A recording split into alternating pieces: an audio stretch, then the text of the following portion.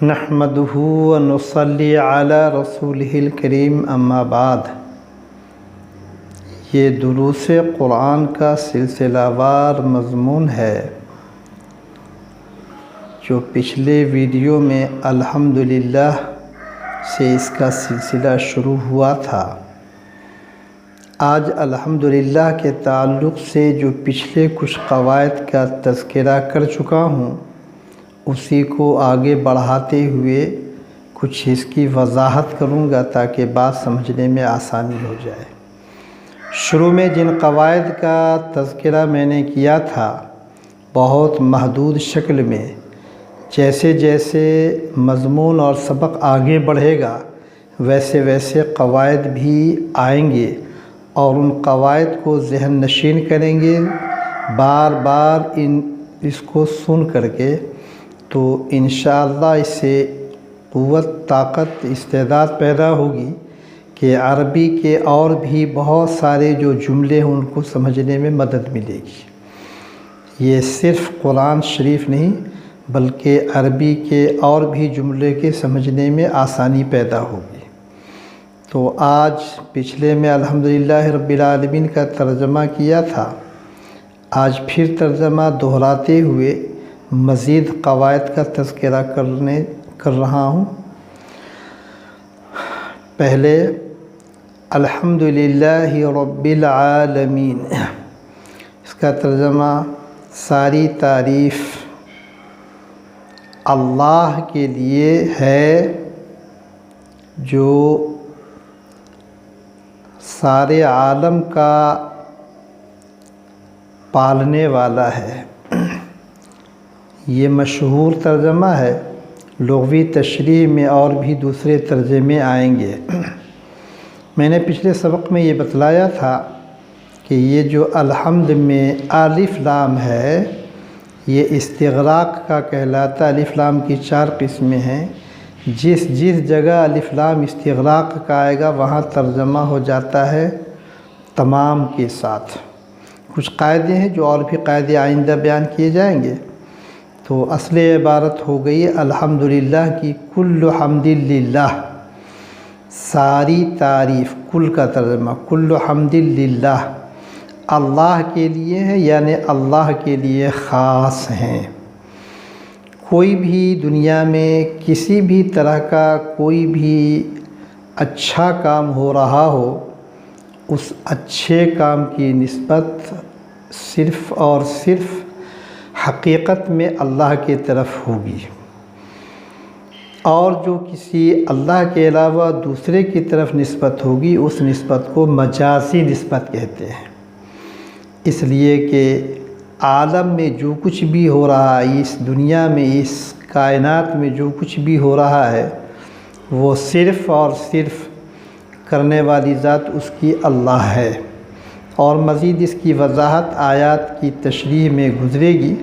ابھی تو اشارے اور اجمال میں مضامین گزر رہے ہیں، لیکن آج ایک دوسرا قاعدہ مزید وضاحت کے لیے پیش کر رہا ہوں۔ جو پہلے یہ قاعدہ تقریباً آیا ہے اس کی آج وضاحت ہے۔ پہلے اجمال میں یہ قاعدہ آیا ہے، وہ یہ ہے کہ قواعد، ہر زبان کے اندر جو کچھ قواعد ہوتے ہیں اس کا لحاظ کر کے اس زبان کو بولنا، اس زبان کو سمجھنا آسان ہو جاتا ہے۔ تو اسی طرح عربی کے بھی قواعد ہیں، اور تمام زبانوں میں عربی زبان اپنے قواعد کے اعتبار سے، اپنے الفاظ کے اعتبار سے، اپنے ادبی اعتبار سے تمام زبانوں پر اس کو بہت اونچا درجہ حاصل ہے جو دوسری زبانیں اس کے قریب بھی نہیں پہنچ سکتی۔ بہرکیف اس کا بھی تذکرہ آئندہ ہوتا رہے گا۔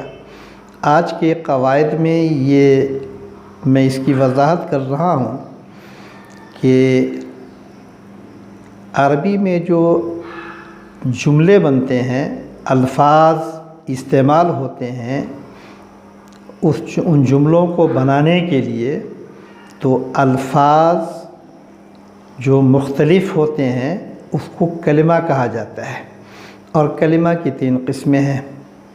کلمہ ایک لفظ ہے جس کو مفرد لفظ بھی کہا جاتا ہے اور تنہا لفظ بھی کہا جاتا ہے۔ اب اس کلمے کی جو 3 قسمیں ہیں اس میں ایک قسم کو اسم کہتے ہیں۔ اسم ہر اس کلمے کو کہیں گے یا ہر اس لفظ کو کہیں گے جس کا معنی بغیر دوسرے کلمے کے ساتھ ملائے ہوئے سمجھ میں آ جائے، اور وہ کلمہ وہ لفظ اپنا معنی سمجھانے کے لیے یا بتلانے کے لیے اس کو دوسرے کلمے کی ضرورت نہ پیش آئے یا دوسرے کلموں کا وہ محتاج نہ ہو، اس کو اسم کہتے ہیں۔ اور ساتھ ہی ساتھ اس میں کوئی زمانہ نہ پایا جائے۔ زمانے کی 3 قسمیں ہیں، ایک ہے ماضی جس کو گزشتہ زمانہ کہتے ہیں، ایک ہے حال جس کو موجودہ زمانہ کہتے ہیں، ایک ہے مستقبل یا استقبال جس کو آئندہ زمانہ کہتے ہیں۔ زمانے کی بس یہ 3 قسمیں ہیں۔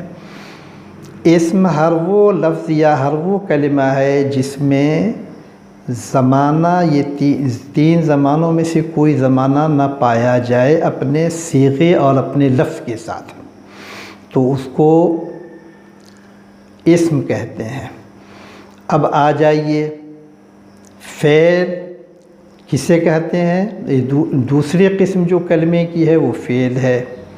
تو فعل ہر اس کلمہ کو کہتے ہیں یا ہر اس لفظ کو کہتے ہیں جو اپنا معنی تو خود بتلا دے اور اپنے معنی کے بتلانے میں دوسرے کلمے کو ملانے کی ضرورت نہ پیش آئے، یعنی بغیر کسی دوسرے کلمے کے ملائے اس کا معنی سمجھ میں آ جائے۔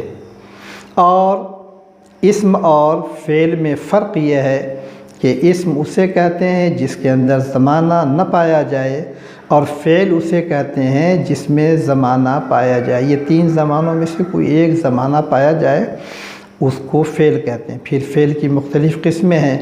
تعوض کی تشریح میں میں نے ہلکا سا اشارہ دیا تھا، آج ذرا زیادہ وضاحت کر رہا ہوں۔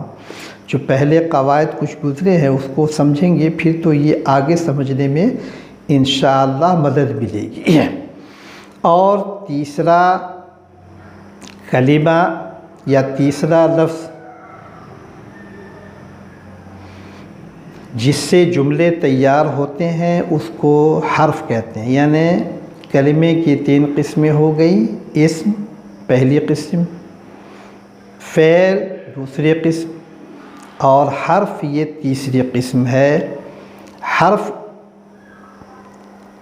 ہر اس کلمہ کو کہیں گے یا ہر اس لفظ کو کہیں گے جو اپنا معنی بتلانے میں دوسرے کا محتاج ہو، بغیر دوسرے کلمے سے ملے ہوئے اپنا معنی نہ بتا سکے، اس کو حرف کہتے ہیں، اور اس میں کسی قسم کا کوئی زمانہ نہ پایا جائے۔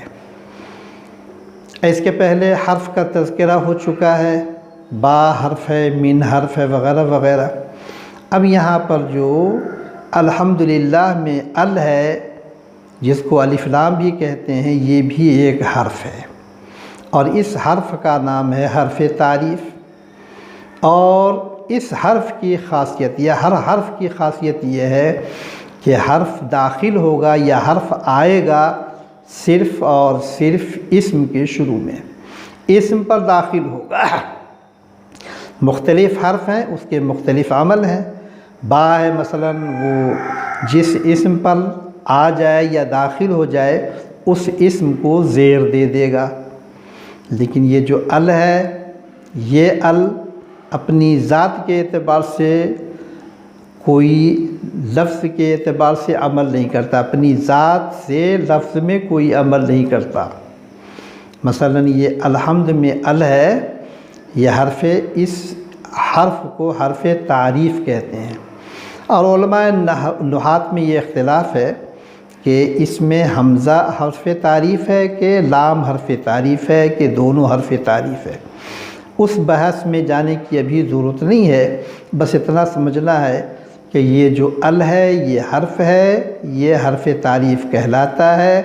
جس کسی اسم کے اوپر یہ آ جائے گا اس اسم کو معرفہ بنا دے گا۔ پھر قاعدے آئیں گے آگے کہ اسم کی مختلف اعتبار سے مختلف پھر قسمیں بنتی ہیں، اس میں سے ایک اس کا معرفہ اور نکرہ ہونا ہے۔ معرفہ اس اسم کو کہتے ہیں جس کو پہلے سے سامنے والے کو اس کے بارے میں معلومات ہو، اور نکرہ اس اسم کو کہتے ہیں جس کو پہلے سے معلومات نہ ہو۔ یہ میں نحوی اصطلاح کے اعتبار سے نہیں بتلا رہا ہوں، بلکہ چونکہ یہ گفتگو ہے عام آدمی کے سامنے، اس لیے ہلکے ہلکے اشارے میں اصطلاحی شکل میں انشاءاللہ گفتگو بعد میں کی جائے گی۔ تو یہ الحمد کے اندر جو ال آ گیا یہ حرف تعریف کہلاتا ہے۔ یہ جس اسم کے اوپر داخل ہو جائے وہ اس اسم کو یہ معرفہ بنا دیتا ہے، یعنی نکرہ نہیں چھوڑتا۔ پھر نکرہ کسے کہتے ہیں، معرفہ کسے کہتے ہیں، آئندہ کے سبق میں اس کی انشاءاللہ وضاحت آئے گی۔ تو اب یہ جو الف لام یہاں داخل ہوا ہے تو یہ حمدن تھا، پہلے حمدن، الف لام آ گیا تو الحمد ہو گیا۔ قاعدہ اسم کا یہ ہے کہ اس کے اوپر اگر الف لام نہ آئے، چند شکلیں ہیں تو تنوین آ جاتی ہے، اور اگر الف لام جس اسم کے اوپر آ جائے تو اس پر تنوین نہیں آتی، ایک چیز۔ دوسرے یہ کہ یہ جو الحمد ہے یہ حمد اسم ہے، اور قواعد عرب میں یہاں پر یہ حمد مبتدا اس کو کہتے ہیں۔ اب یہ جملے جو استعمال کیے جاتے ہیں بات کو سمجھانے کے لیے، متکلم اپنی بات کسی دوسرے کو جب سمجھائے گا تو چند الفاظ اور چند کلموں کو استعمال کرے گا۔ اب اس کے استعمال کا طریقہ جو ہے اس طریقے کے اعتبار سے استعمال کرے گا، تب جا کر کے وہ جملہ بنے گا، اور اگر اس کو استعمال طریقے سے نہیں کرے گا، اس کے جو قواعد ہیں اس کے اعتبار سے نہیں کرے گا، تو یہ بے تکے الفاظ ہو جائیں گے، جس سے نہ متکلم کو فائدہ ہوگا کہ اپنی بات دوسرے کو سمجھا سکے، اور نہ مخاطب کو فائدہ ہوگا کہ دوسرے کی بات سمجھ سکے۔ اس لیے قواعد کو ذہن میں رکھنا چاہیے۔ تو اب یہاں پر جو الحمد ہے اس کو مبتدا کہتے ہیں۔ ترکیب میں جو الفاظ استعمال ہوتے ہیں اس میں ایک ترکیب مبتدا کی ہے، جو پہلا لفظ ہے اس کو مبتدا کہتے ہیں، اور جو دوسرا لفظ ہے اس کو خبر کہتے ہیں۔ مبتدا پر ہمیشہ پیش آتا ہے یہ الحمد۔ حمد وہ نکرہ اسم تھا، الف لام اس پر داخل کر دیا گیا اور اس کو مبتدا بنا دیا گیا۔ مبتدا بننے کے لیے بہت سارے اصول ہیں، اس میں سے ایک اصل یہ بھی ہے کہ وہ مبتدا معرفہ ہوگا۔ معرفہ کے ہونے کی مختلف شکلیں ہیں، اس میں سے ایک شکل ہے الف لام کا آنا، الف لام کا داخل ہونا۔ تو حمد نکرہ پر الف لام داخل ہو گیا، اب یہ مبتدا بن گیا۔ اور آگے ہے للہ، یہ لام حرف جر ہے، اللہ مجرور ہے، یہ جار مجرور مل کر کے ایک لفظ ہے جو محذوف ہے، ثابت یا اس طرح کے اور دوسرے الفاظ۔ حذف ہے، قواعد عرب میں حذف بہت زیادہ ہوتا ہے، حذف کرنے سے وہ جملے کے اندر چاشنی پیدا ہوتی ہے۔ ہم نے جو ترجمہ کیا کہ الحمدللہ ساری تعریفیں، ساری تعریف الف لام کی ہوگی ساری، اور تعریف حمد کی ہوگی، اللہ کے لیے ہیں، یہ ہیں جو ہیں یہ ثابت ہیں، اصل میں الحمد ثابت للہ، تو یہ ثابت حرف ہے، یہ اسم ہے، اور اس کو شبہ فعل کہتے ہیں۔ یہ ثابت اسم فاعل ہے، اس کو شبہ فعل کہا جاتا ہے۔ جار مجرور کا قاعدہ یہ ہے کہ یہ کسی فعل سے یا شبہ فعل سے اس کا تعلق ہوتا ہے۔ تو اب یہاں پر الحمد مبتدا ہو گیا، اور یہ ثابت جو محذوف ہے وہ الحمد کی خبر ہو گئی، اور للہ جار مجرور اب وہ ثابت سے متعلق ہو کر کے ترکیب مبتدا خبر کی بن گئی، اور ہر وہ ترکیب جو مبتدا خبر سے تیار ہوتی ہے اس کو جملہ مفیدہ کہتے ہیں، اس کو ترکیب تام کہتے ہیں۔ تو اب الحمدللہ میں یہ بات بالکل واضح ہو گئی کہ ساری تعریف اللہ کے لیے ہے۔ الحمدو پر پیش کیوں ہے؟ اب للہ پہ زیر کیوں ہے اللہ پر، اور یہاں پر خبر کہاں ہے؟ تو ثابتن ہے، اس پر کے اوپر پیش ہے، تو مبتدا اور خبر دونوں کے اوپر پیش آتا ہے۔ اب یہ ایک قاعدہ، مبتدا اور خبر جہاں جہاں ہو مبتدا پر پیش آئے گا، جس کو عربی قواعد میں ضمہ اور رفع کہتے ہیں، اور خبر پر بھی پیش آئے گا، جس کو عربی قواعد میں رفع یا ضمہ کہتے ہیں۔ الحمدو پہ تنوین نہیں ہے اس لیے کہ وہاں الف لام آ گیا ہے، اور ثابتن پہ تنوین ہے اس لیے کہ وہاں الف لام نہیں ہے۔ اب للہ پر لام حرف جر داخل ہوا، اس نے زیر دے دیا اللہ کو، تو یہ اللہ علم ہے، اس کے اوپر خود ایک طریقے سے الف لام ہے، الف لام کے ساتھ یہ علم ہے، اس لیے اللہ لفظ اللہ کے اوپر ہمیشہ زیر آئے گا، تنوین اس کے اوپر داخل نہیں کریں گے۔ تو یہ تو مختصر لفظوں میں الحمدللہ کے قواعد کے ساتھ تشریح ہو گئی۔ اب یہ رب العالمین ہے۔ رب کہتے ہیں، یہ رب بھی قواعد ہی کی آج وضاحت کر دیتا ہوں۔ یہ رب اسم ہے، جیسے حمد اسم ہے، یہ رب بھی اسم ہے، لیکن یہ رب جو اسم ہے اس اسم کو اسم مشتق کہتے ہیں، اور یہ جو الحمد میں جو حمد تھا اس اسم کو مصدر کہتے تھے، اور بھی بہت سارے نام ہیں جو الگ الگ موقع پر بات آئے گی۔ تو اب یہاں پر الحمدللہ کے بعد رب العالمین، یہ رب اسم ہے۔ رب کے معنی لغوی اعتبار سے رب اس ذات کو کہتے ہیں جو کسی چیز کو بتدریج آہستہ آہستہ اس کی نگرانی کر کے اس کو درجہ کمال تک پہنچا دے، اس کو رب کہتے ہیں۔ اللہ تبارک و تعالیٰ کے صفات میں سے، اسماء حسنہ میں سے رب ہے۔ رب کا ترجمہ بعض اعتبار سے مالک کا بھی کر دیا جاتا ہے، مختلف ہے، لیکن اصل ترجمہ ہے اس کے معنی اردو زبان میں پالنہار، پالنے والا، اور پالنے والے سے مراد صرف کھانا پانی نہیں، ضرورت کے تمام تقاضوں کو پورا کرنے والی ذات کو رب کہتے ہیں۔ رب ہر اس ذات کو، رب اسی ذات کو کہیں گے جو تمام تقاضوں کو پورا کر سکے۔ ایک آدمی مریض ہو جائے تو اس کے مرض کے تعلق سے جتنے تقاضے ہیں اس کو پورا کرے۔ دنیا میں چھوٹے تقاضے ہوں کہ بڑے تقاضے ہوں، ان تمام تقاضوں کو جو ذات پوری کرتی ہے اس کو رب کہتے ہیں، اور یہ صرف اور صرف اللہ کی صفت ہے۔